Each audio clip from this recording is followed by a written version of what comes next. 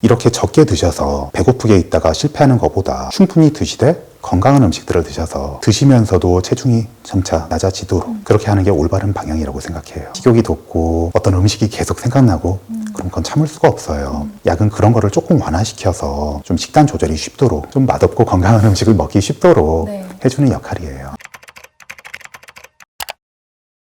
그러면 실제로 이제 원장님 병원에 내원하셨던 환자들 중에 좀 많이 감량하신 케이스가 있으실까요?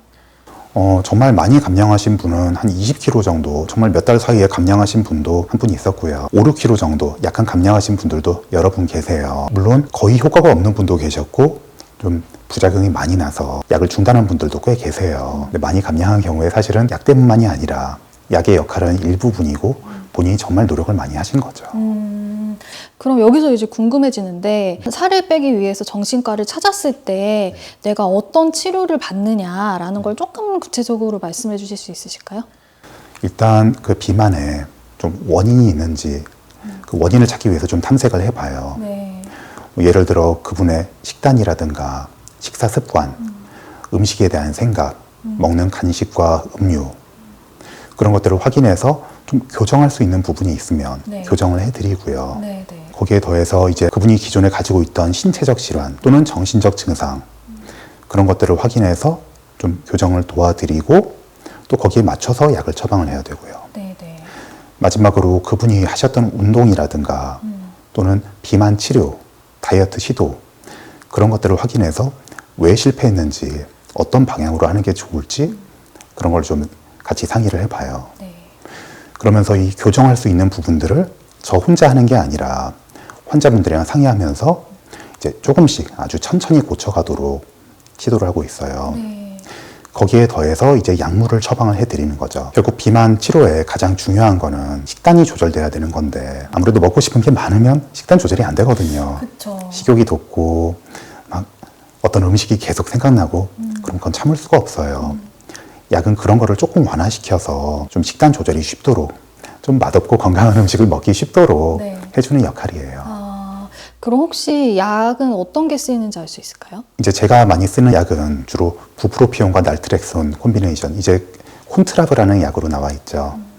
그 약의 조합을 쓰거나 또는 토피라메이트에 펜타민을 아주 저용량으로 첨가한 큐시미아라는 약물, 그리고 삭센다 주사, 식욕을 저하시키는 약물들이 이것들이 대표적이에요. 그렇구나. 그러면 보통 약은 하루에 뭐 3번씩 먹나요? 보통? 최대한 환자분이 약을 적게 드셔야 된다고 생각하거든요. 드시는 횟수가. 여러 번 드시게 되면 까먹으세요. 그래서 보통은 하루 한 번 드시도록 최대한 조정을 하고 있어요. 하루 한 번 먹고 그 다음에 뭐 워낙 사람에 따라 천차만별이겠지만 보통 병원을 찾으면 한 몇 개월 정도면은 좀 치료 효과를 볼 수 있다 뭐 이런 기간이 있을까요? 그거는 천차만별이라 쉽게 말씀드리기가 어려울 것 같아요. 일단 치료라는 게 병원에 오는 게 치료라고 생각을 하면 치료 기간은 환자분의 식습관이 좀 형성이 될 때까지, 올바르게 형성될 때까지거든요. 이제 그때까지 약을 통해서 내 욕구를 좀 줄여가서 식욕을 줄여서 계속 형성을 해보고 그게 완성이 되고 좀 자신감이 생기면 이제 약을 한번 끊는 시도를 해보는 거고요. 그게 어쩌면 3개월이 걸릴 수도 있고 몇 년이 걸릴 수도 있어요. 일단 병원에 오는 치료 기간은 그때까지이고, 근데 이 다이어트라는 게 내가 1년 날씬하고자 하는 건 아니잖아요. 평생 날씬하려고 하는 거라 사실은 비만의 치료 기간은 평생이죠. 그 형성된 식습관을 이제 평생에 걸쳐서 유지해야 되는 거고요. 그러면 계속 이제 선생님께서 뭐 식습관이 중요하다고 말씀하셨는데 좀 식습관 교정을 위한 좀 팁이나 사람들이 좀 알면 좋겠는 정보 같은 게 있을까요? 이거는 개인별로 다 다르기 때문에 딱 한마디로 말씀드리기는 어렵지만 너무 배고프게 드시지 않았으면 좋겠어요. 뭐 여러 가지가 있겠지만요. 왜 다이어트를 하실 때 너무 적게 드시거나 굶는 분들이 굉장히 많으시거든요. 근데 그러면 결국은 이게 폭식으로 이어지고 또는 다이어트 중단으로 이어져요.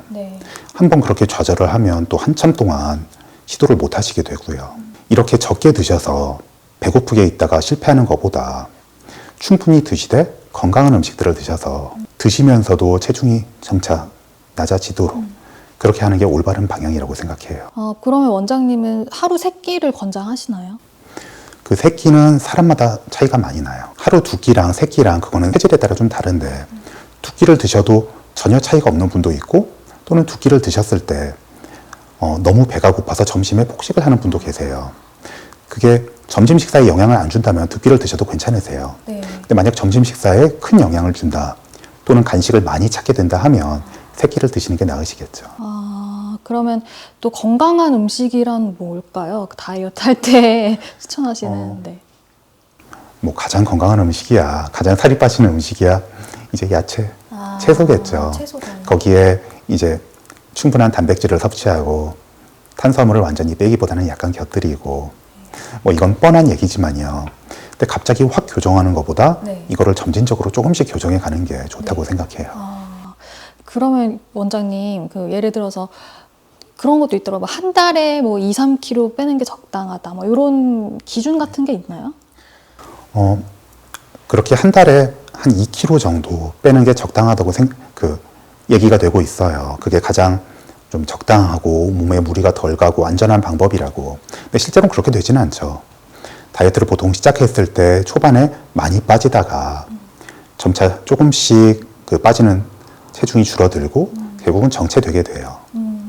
근데 아까 원장님께서 잠깐 언급하긴 하셨는데 비만 치료약에 대한 부작용을 사람들이 되게 많이 걱정을 하더라고요.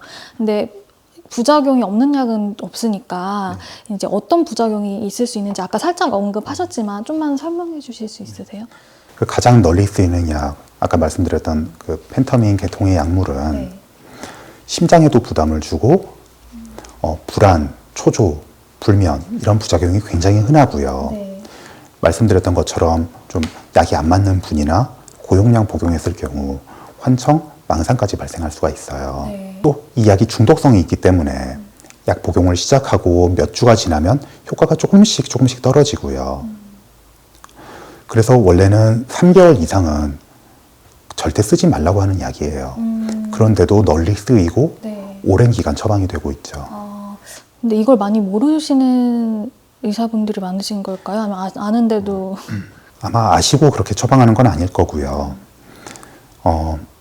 모르시거나 또는 환자분이 이미 중독이 되셔서 강하게 요구하시는 분들도 많으실 거예요. 제가 뵌 환자분들 중에 한 분은 그 약을 절대 드시면 안 되는 분인데 그 조울증이 굉장히 심한 분이셨는데 그 약을 끊으라고 계속 반복적으로 말씀을 드려도 본인이 요구해서 계속 약을 받아오시더라고요. 그거는 이제 약의 중독성 때문이라고 봐야겠죠. 네. 약을 끊을 때 식욕이 일시적으로 확 늘어날 수가 있고 네. 또는 굉장히 무기력하고 처지고 기분도 많이 처지고 그럴 수가 있거든요. 네. 그 외에 또 부작용은 뭐 다른 약들의 부작용은 심각한 부작용이 훨씬 덜해요. 어떤 약은 좀 울렁거리고 메스껍고 구토를 하고 또는 간 수치가 약간 올라갈 수 있고요.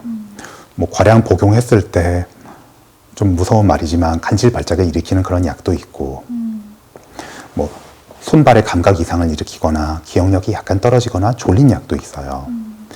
하지만 처음 말씀드린 약에 비해서 심각한 부작용은 뭐 거의 없다고 보셔도 되고요. 네. 또 장기 복용했을 때 중독성이 없기 때문에 안전해요. 그럼 사람들한테 이제 말씀해 주실 수 있는 거는 이게 부작용은 있지만 이제 정신건강의학과 전문의 처방에 따라서 복용을 하면 부작용을 최소화할 수 있다라는 말씀이신 거죠? 네. 뭐 꼭 정신과 전문의의 처방이 옳다고 생각하지는 않지만요.